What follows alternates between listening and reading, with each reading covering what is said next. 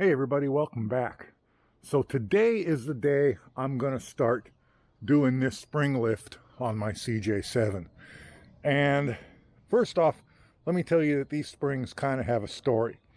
And if you're new to my channel, let me tell you something that everybody who watches me for long knows. I'm cheap. I don't do anything unless I can get a bargain on it. So I found these springs used on Facebook Marketplace.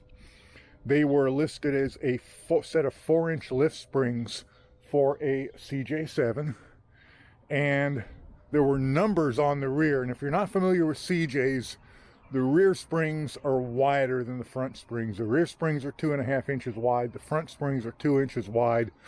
The next model after the CJ, the YJ, they made the front 2.5 inch wide too, and that's a popular upgrade for the CJ. But these are CJ springs. I'm not doing the YJ upgrade. So the ones for the rear have a part number on it. When I looked that part number up, they are 4-inch lift CJ springs. But the problem is that particular company who made them doesn't make front springs for the CJ. And the front springs have no markings, no numbers, nothing on them. So the guy was asking $150 for them, and I told him, and when he told me that he had never put the front springs on, he bought them, he put the rear springs on, and he said his wife mainly drives the CJ, and they're not tall people. He's probably 5'7", 5'8", and she's 4 inches shorter, 5 inches shorter than he is.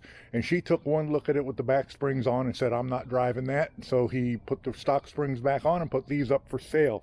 He put new bushings in them. And I have no reason not to believe this guy. He's about my age, about in his 60s. He's got a really nice CJ-7. He's got an early Ford Shelby Mustang in his garage, or what's dressed up to be a Shelby Mustang. It might not be a real one, I don't know. And he's got a square body Chevy truck, really nice, with a 6-inch lift on it. He's got money. He's got no reason to lie about $50 difference in springs, you know what I'm saying? And we talked for about 45 minutes the day I went to get him.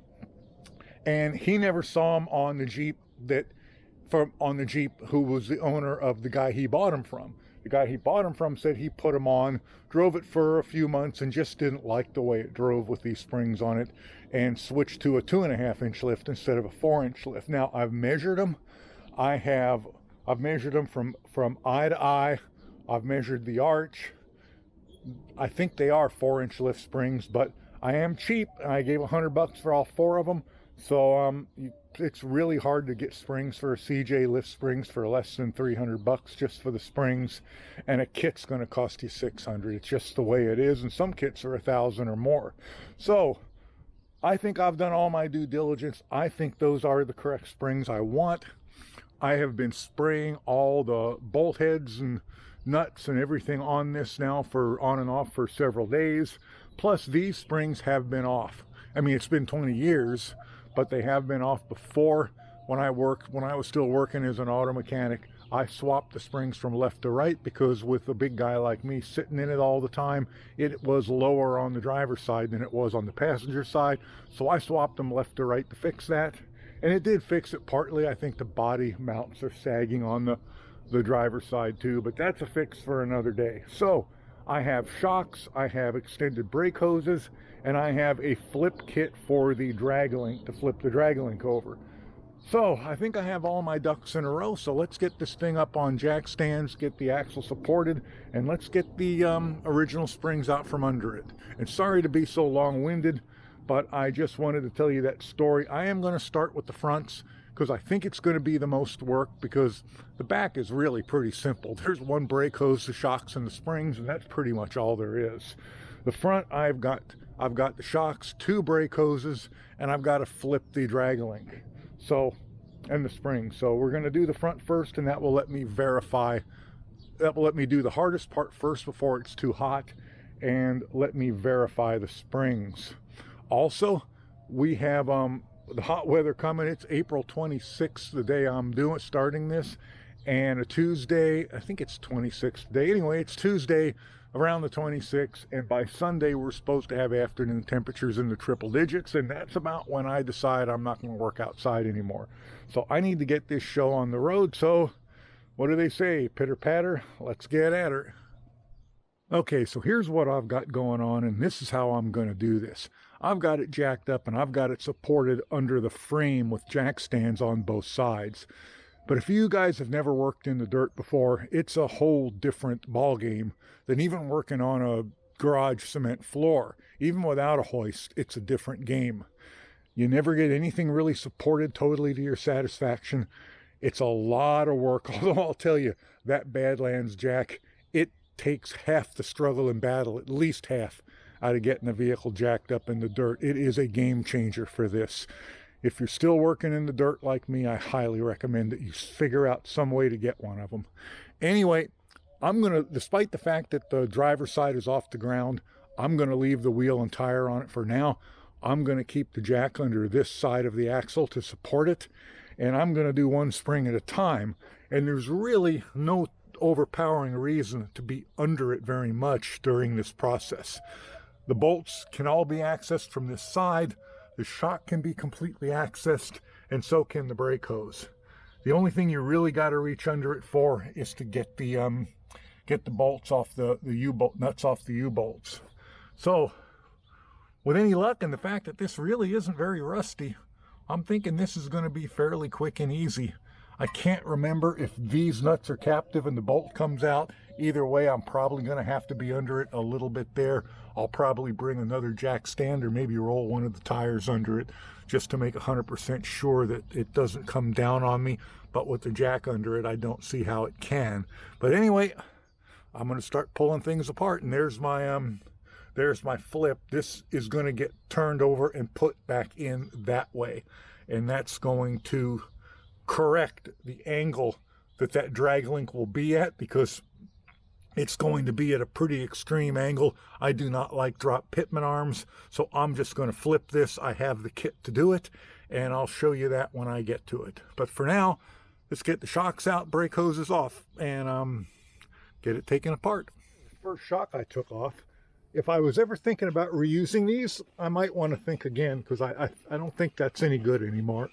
And I put these on shortly after I bought the vehicle, so they're, 30 years old. Anyway, let's get more of it apart. Okay, there is one of the factory springs off, and you can see there's quite a bit of difference there. So that definitely is quite a bit of lift. And actually came out pretty easy. All the nuts and bolts broke loose without a problem. The only thing that really gave me any grief were the nuts on the U-bolts. They broke loose real easy, then they turned about 1 or 2 turns and stopped dead and wouldn't budge.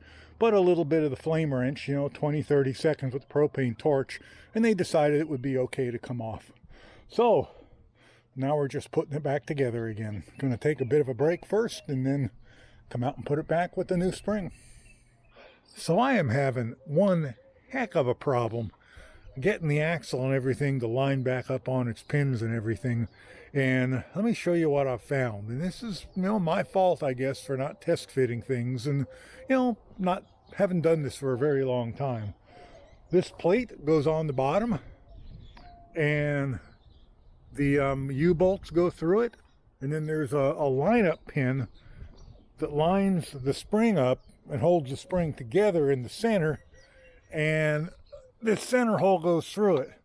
Well, the original center hole wasn't big enough. That nut is smaller on the old spring than it is on the new one.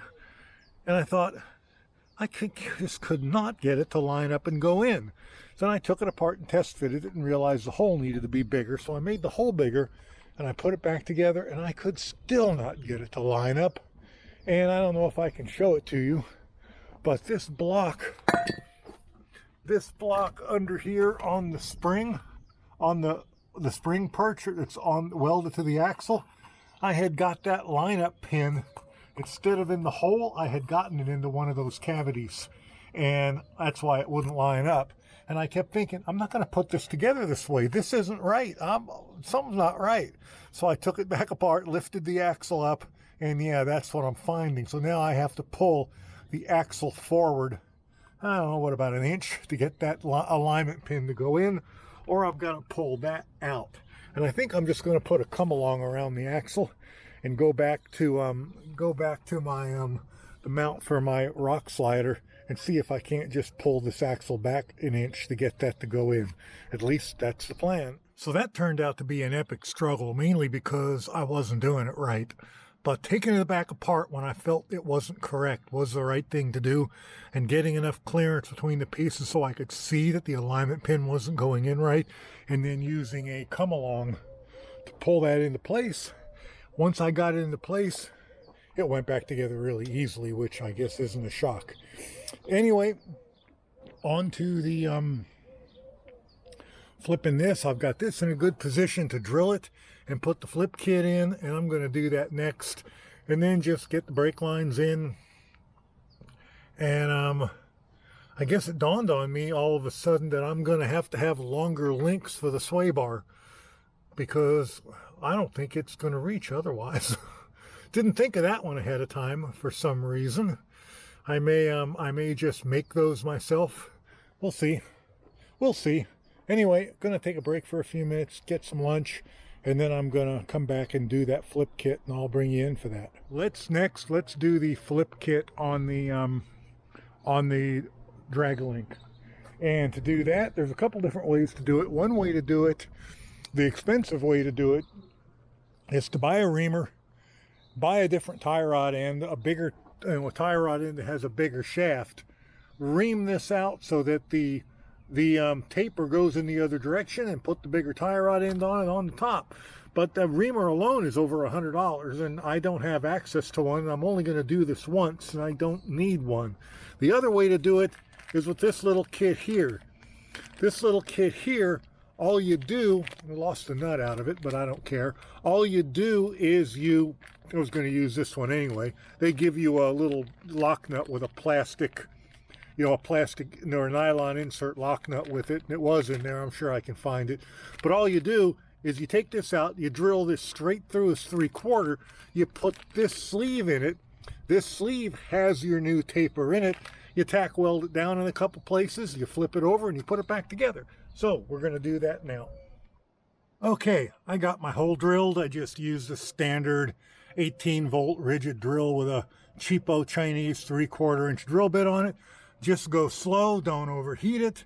And if yours is like mine and has a gear reduction, put it on the lowest speed, and just be aware that it is very powerful. Mine, and I know it doesn't have the anti-kickback feature on it. It's too old for that, and it will spin it out of your hands, and it spun it out of mine and hit me right in the mouth and split my lip. So don't be like me, don't do that. Anyway, there's my new hole, there's my part. Just gonna whack that down in. I'm gonna get the welder and weld on it a little bit, and then this is just gonna spin around and go in there. I've got to loosen it up over there, but that's what I'm gonna do next. Okay, our insert is welded in. I did that with the little Vevor 130 amp flux core welder, which I reviewed a while back. Link in the cards above. I've probably run 10 spools through this now. Built my front and back bumpers with it, my rock sliders with it, did a bunch of work on somebody else's stuff with it. It's really, for the amount of money, it really runs good. There's my welding. I loosened up my clamp enough to turn that over. I'm going to spin that around. Going to put my nut. I'm going to use the original. I did find the nut they gave me, but I'm going to use the original.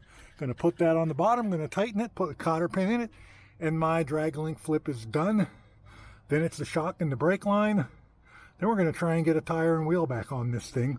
that itself might be fun, considering the arc of those springs. Anyway, let me tighten that up and we'll get to this other stuff. That all went really well. I did wind up using the lock nut they provided, because with the insert there's not enough of the thread sticking through anymore to get the castle nut tightened down enough to where you can get the cotter pin in, which is probably why they included the lock nut. Anyway, that worked out just fine. Other than splitting my lip, that was super easy to do. Anyway, let's put the hose and the shock back on. Now, for the shocks, I don't want to spend $50, $80 a piece for shocks. I'm too cheap for that. So I went over to Rancho and I looked up the collapsed and extended length for their 4-inch shocks, 4-inch lift shocks for this vehicle. And then I went to Monroe and I looked up the Monroe shock with the correct ends and the correct length, and I think it fits on a Durango or something or other.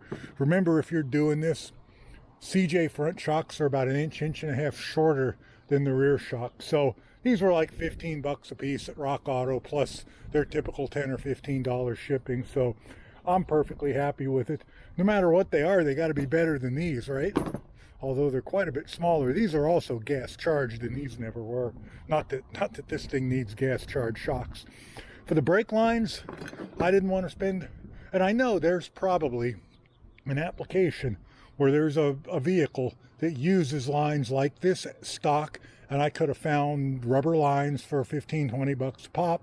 But I got these from Crown Automotive, these braided steel ones with the clear coating.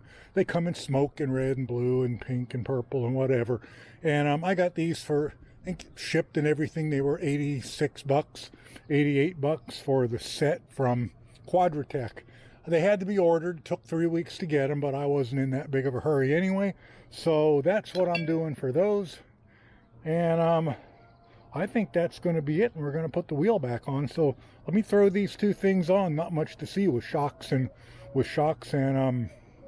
brake hoses. Okay, that's one corner done with the exception of the sway bar link.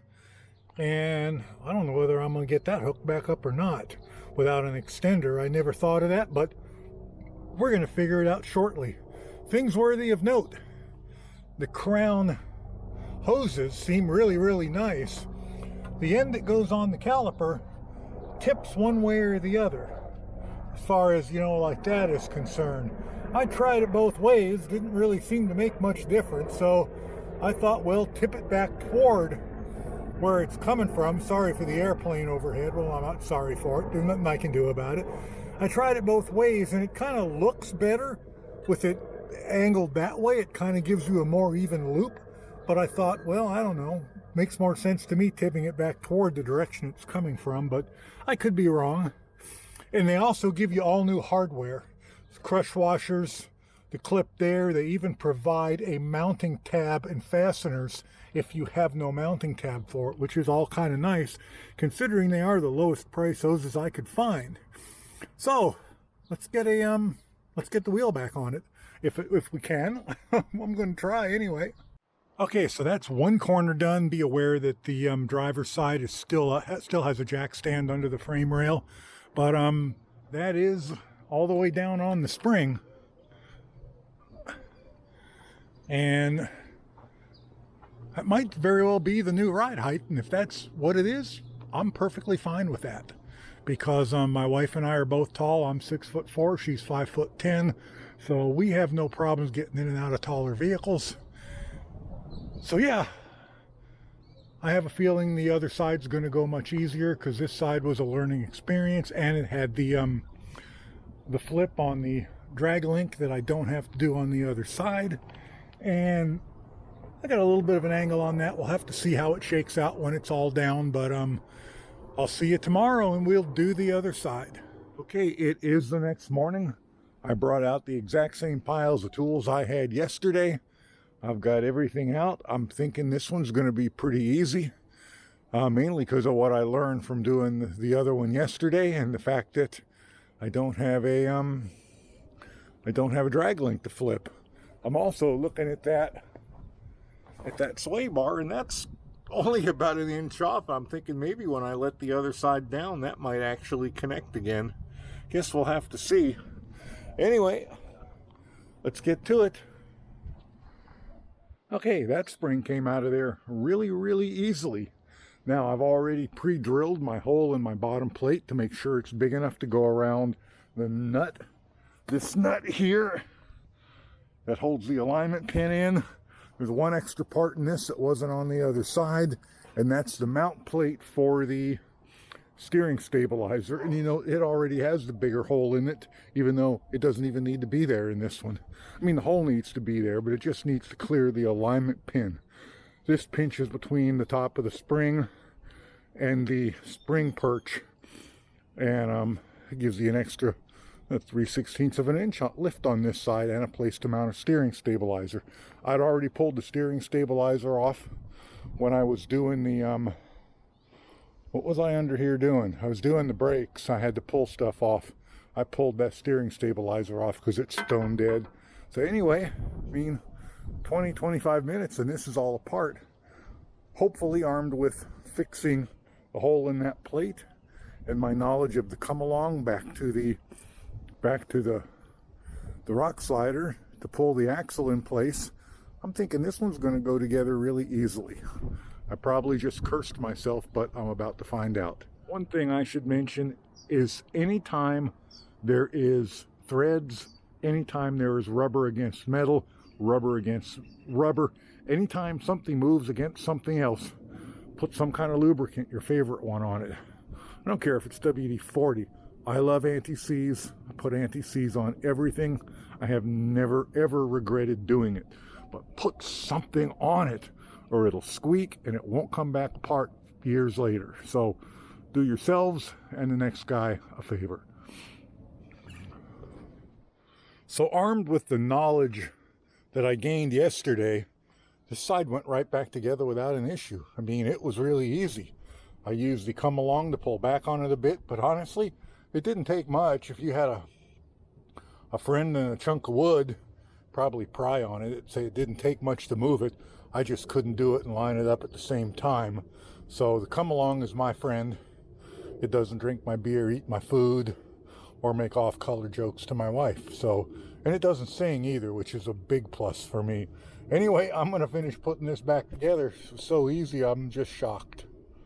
So there it is with the 4-inch springs in, no jack or jack stands under it, and yeah, I honestly don't think that's too extreme for me at all. Some people said, oh, 4 inches will be way too much, you'll hate it, you'll want to go back to just 2, but you know, so far I'm not minding it at all, so I'm looking forward to getting the backs in. There is one thing to note. I didn't really have any problems doing the driver's side at all with what I learned on the passenger side. Everything went together really well. The only problem I really had was I insisted on trying to get the sway bar links back in, and I did get them back in, but they interfered with the steering, so I had to take them back out. I'll probably just extend them. It'll be super simple to do. I'll just get a chunk of, 4-inch chunk of pipe, cut these, put the pipe over it, weld it back in with it 4-inch extended, or a 6-inch piece of pipe, however long I need, and then just weld it back. I mean, these things aren't critical in any way, shape, or form. I'll do it today, but I don't have the piece of pipe, and I don't have new bushings, and I'm not going to put it back in with those old bushings, which are loose as a goose. So, I mean, actually, loose as a goose bushings on these might not be that bad of an idea, but I'm going to get new bushings for it. I might even wait to do it, to drive it, to see how bad it is without a sway bar in the front at all. I'm guessing it's probably going to be pretty bad, especially with a 4-inch lift. But anyway, I think I'm going to end this video for here. I have a review I need to do. I'm trying to get my solar panels and my lights and stuff out here. I'm not going to get that job done before summer. It's going to have to wait till winter time. But Vevor sent me something to help me out, and I told them I would review it. So I need to do that review first. So this video is going to come out, then the review of that Vevor is going to come out, and then the review of the back springs will come out, and we'll see what it looks like. Anyway, I'm really looking forward to it, be honest. Anyway, thanks for watching, and I'll catch you guys in the next one. Bye for now.